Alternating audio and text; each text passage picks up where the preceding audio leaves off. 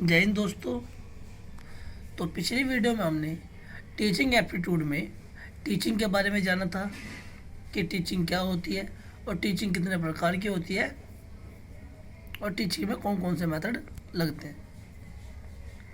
अब जो teaching aptitude का सेकंड पार्ट है लर्निंग, हम उसको जानेंगे। जैसा कि आप जानते हैं कि जो लर्निंग होती है और टीचिंग होती है वो आपस में इंटरकनेक्ट होती है, या दोनों एक दूसरे से ही आपस में संबंधित होती हैं, परस्पर संबंधित होती हैं। तो अगर आपने टीचिंग एप्टीट्यूड की जो हमारी पहली वीडियो है टीचिंग के से संबंधित वो नहीं देखी है तो पहले आप उसे देखें, तभी आपको ये वीडियो और बेहतर रूप से समझ में आएगी। तो आइए चलते हैं हम अपने टॉपिक की ओर, लर्निंग। तो लर्निंग का मतलब है सीखना। जो लर्निंग होती है वो एक कंटिन्यूअस और जीवन पर्यंत चलने वाली एक प्रोसेस होती है जो कि ख़त्म नहीं होती है। जब तक आदमी जिंदा होता है कुछ ना कुछ वो सीखता रहता है। लर्निंग जो है दो प्रकार की होती है, एक होती है सिंगल लूप लर्निंग, दूसरी होती है डबल लूप लर्निंग। जो डबल लूप लर्निंग होगा उसे मेटा कॉग्निशन भी बोलते हैं। अब देखते हैं इनमें क्या क्या होता है। तो सिंगल लूप लर्निंग में जो है एक प्रॉब्लम दी जाती है और उसका आपको सॉल्यूशन ढूंढना होता है।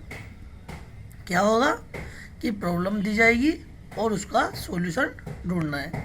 लेकिन डबल लूप लर्निंग में ऐसा नहीं होता है, उसमें आपको प्रॉब्लम दी जाएगी, आपको उसका सॉल्यूशन ढूंढना है, उसकी जो प्रॉब्लम है उसके कारण ढूंढने हैं और उसमें क्या क्या बदलाव हुए हैं ये आपको ढूंढना है। तो सिंगल लूप लर्निंग में तो सिर्फ ये दो चीज़, प्रॉब्लम सॉल्यूशन। लेकिन डबल लूप लर्निंग में प्रॉब्लम भी होगी, सॉल्यूशन भी देना पड़ेगा और उसके कोज ऑफ प्रॉब्लम जो है वो भी देने होंगे और चेंजेस क्या आए हैं वो भी देने होंगे।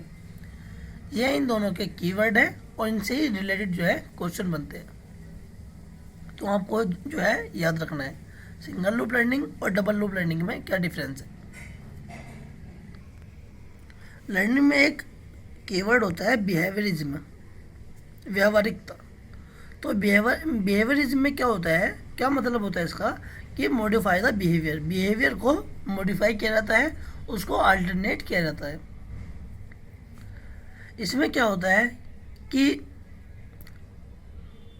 एक मतलब कि लर्नर होगा जो कि पैसिव होता है, मेन रोल जो होता है ट्रेनर का होता है और इसमें स्टिमुलेट मतलब कि जो स्टिमुलस होता है उस पर रिएक्शन होता है। क्या क्या होता है, लर्नर होगा, ट्रेनर होगा जिसका ये मेन रोल होता है और जो एक स्टिमुलस भी दे दिया जाता है और उस पर रिएक्ट करना है कि कैसे काम करना है कैसे नहीं। अब देखते हैं आगे मेजरमेंट स्केल। इस टॉपिक से जो है बहुत सारे क्वेश्चन पूछे जाते हैं। कोई भी जो टीचिंग से रिलेटेड एग्ज़ाम है इसमें से जो है एक क्वेश्चन या दो क्वेश्चन जरूर बनते हैं। तो देखते हैं मेजरमेंट स्केल जो होती है वो चार प्रकार की होती है। एक नॉमिनल स्केल, दूसरा ऑर्डिनल स्केल, तीसरा इंटरवल स्केल और चौथा रेशियो स्केल। तो सबसे पहले बात करेंगे नॉमिनल स्केल की। जैसे कि आपको वर्ड से ही पता चल रहा है नॉमिनल, तो इसमें क्या होता है कि नाम और क्लास के बारे में पता होना चाहिए कि नाम क्या है और उसकी क्लास क्या है। मतलब क्लास मतलब मेल है या फीमेल है। इसमें जो है क्लासिफिकेशन चलता है, क्लासिफिकेशन डिनोट किया जाता है कि लड़का है या लड़की। तो नॉमिनल स्केल में क्या आएगा, नेम आएगा, क्लासिफिकेशन आएगा। अब देखते हैं ऑर्डिनल स्केल। जो ऑर्डिनल स्केल है उसमें जो है ऑर्डर होगा, जैसे नाम से ही पता चल रहा है ऑर्डिनल, तो ऑर्डर होगा और नॉमिनल स्केल दोनों होगा। ऑर्डर में क्या होगा कि रैंक होगी। रैंक जो होती है दो प्रकार से डिनोट की जाती है, एक असेंडिंग और दूसरा डिसेंडिंग। मतलब एक तो टॉप से कौन सबसे, जैसे कि सपोज कीजिए कि किसी क्लास में 20 बच्चे हैं और उनके जो है नाम भी अल्फ़ाबेटिक अलग अलग है, तो उसमें और उनके जो नंबर है मार्क्स है एग्ज़ाम में कम बढ़ती आए हैं। तो जिसके सबसे ज़्यादा नंबर आए हैं उसको तो हम पहले नंबर पर डालेंगे और जिसके सबसे कम आए हैं उसको डालेंगे सबसे लास्ट में। तो ये होता है ऑर्डर में लगाना। और दूसरा होता है इसमें नॉमिनल स्केल।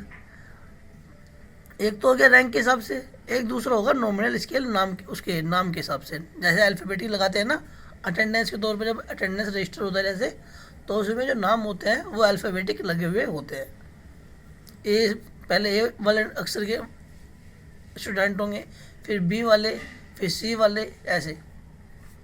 तो नॉमिनल स्केल और ऑर्डिनल स्केल में आपको डिफरेंस समझ में आ गया। जो नॉमिनल स्केल होगा उसमें तो नाम और क्लास होगा, मतलब क्लासिफिकेशन होगा, मेल है या फीमेल है।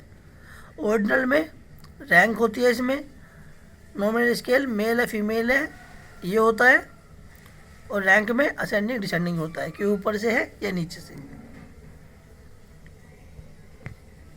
अब देखते हैं तीसरा मेजरमेंट स्केल जो है इंटरवल स्केल। जो इंटरवल स्केल होता है उसमें ऑर्डिनल भी होगा और उसमें जो है इक्वल डिस्टेंस होगी, मतलब कि ये जो है मैथमेटिकली प्रूव नहीं होते हैं। जैसे कि सपोज कीजिए कहा जाए कि वे दोनों अच्छे हैं। अब वे दोनों अच्छे हैं तो दोनों में कंपैरिजन है, तो ये बताना मुश्किल है कौन सा ख़राब है, तो दोनों ही अच्छे हैं। तो एदर और इसके जो है कीवर्ड है।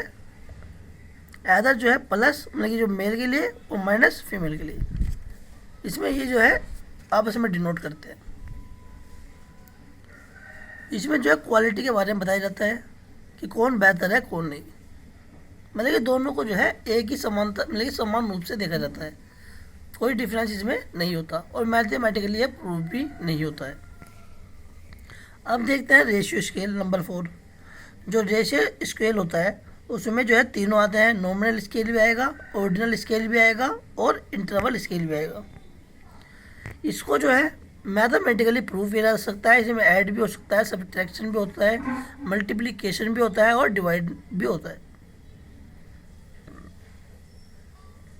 और जो इसमें रिजल्ट होता है वो एब्सोल्यूट जीरो आता है। जैसे कि ये कहा जाए कि राम सीता से बेहतर है, तो इसमें सीता जो होता है होगी वो इन्फीरियर होगी और राम जो है सुपीरियर होगा। या ये कहा जाए कि करण के अर्जुन से जो है नंबर ज़्यादा है, तो जो यहाँ पर करण है उसके जो वो इन्फीरियर हो जाएगा अर्जुन से। तो इसमें जो है मैथमेटिकली प्रूव किया जाता है और उसका जो रिजल्ट होता है एब्सोल्यूट जीरो होता है। तो अब आपको समझ में आ गया कि मेजरमेंट स्केल कैसे काम करते हैं क्लासिफिकेशन में। ऑर्डिनल स्केल ऑर्डर और नॉमिनल में असेंडिंग डिसेंडिंग। इंटरवल स्केल जो है उसमें इक्वल डिस्टेंस होगी, दोनों में कोई समानता नहीं होगी, वो दोनों समान होंगे इसमें। और इंटरवल में दोनों में कोई असमानता नहीं होगी।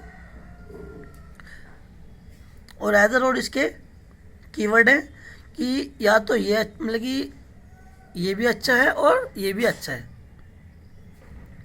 और रेशियो स्केल में जो है इसमें बेहतर के बारे में बताया जाता है कि कौन इसमें बेहतर है, और ये मैथमेटिकली प्रूफ होता है। यह मेजरमेंट के जो है 4 स्केल आपके हो चुके हैं। अब देखते हैं आगे। जो नॉमिनल होता है उसमें क्लास मेल और फीमेल होता है, ट्रू और फॉल्स होता है। ऑर्डिनल में रैंक होगी फर्स्ट सेकंड और परसेंटाइल रैंक। इंटरवल में परफॉर्मेंस टेस्ट होगा, आईक्यू टेस्ट होगा और टेम्परेचर होगा। रेशियो में हाइट और वेट होगा। ये इन सभी के जो है कीवर्ड है, इनको आपको अच्छे से याद रखना है। ये आपको दे दी जाएगा और ये पूछा जाएगा कि ये कौन से मेजरमेंट स्केल्स आते हैं, नॉमिनल से आएंगे, ऑर्डिनल से आएंगे या इंटरवल से आएंगे या फिर रेशियो से, कोई से भी वो पूछ सकता है।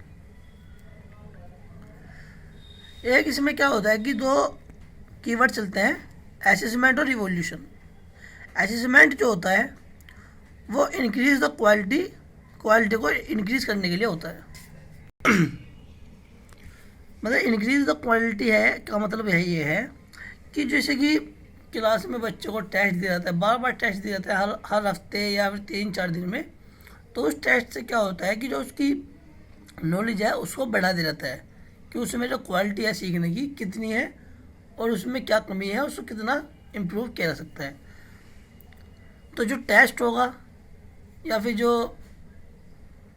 इंटरनल एग्ज़ाम होते हैं वो असेसमेंट में ही आते हैं, और जो इवोल्यूशन होगा वो जजमेंट ऑफ क्वालिटी में, मतलब जो क्वालिटी का मतलब निर्णायक करना कि इसकी जो रिजल्ट मतलब एक तरह से रिजल्ट देना, परिणाम देना।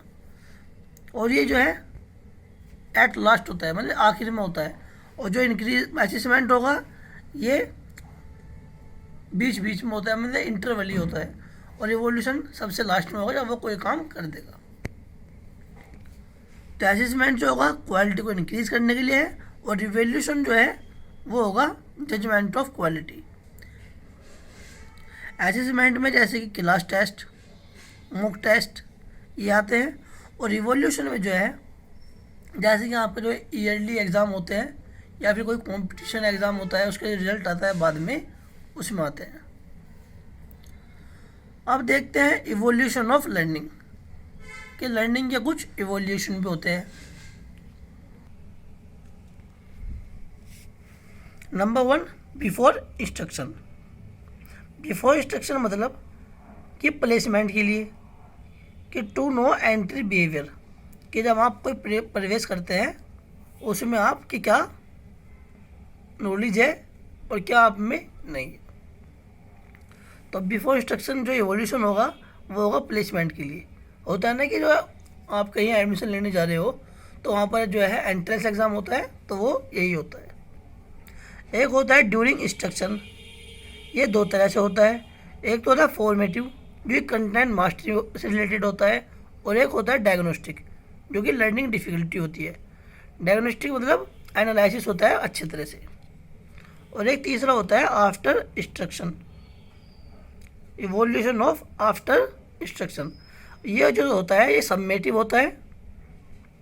ड्यूरिंग इंस्ट्रक्शन फॉर्मेटिव होगा और आफ्टर इंस्ट्रक्शन सबमेटिव होगा। ये जो सबमेटिव होता है इसका मतलब है सर्टिफाई करना या पूरी तरह से प्रमाणित करना कि ये अब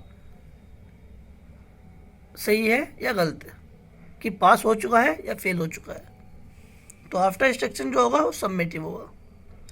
असेसमेंट फॉर लर्निंग जो है वो फॉर्मेटिव होगी, और जो असेसमेंट ऑफ लर्निंग है वो सबमेटिव होगी।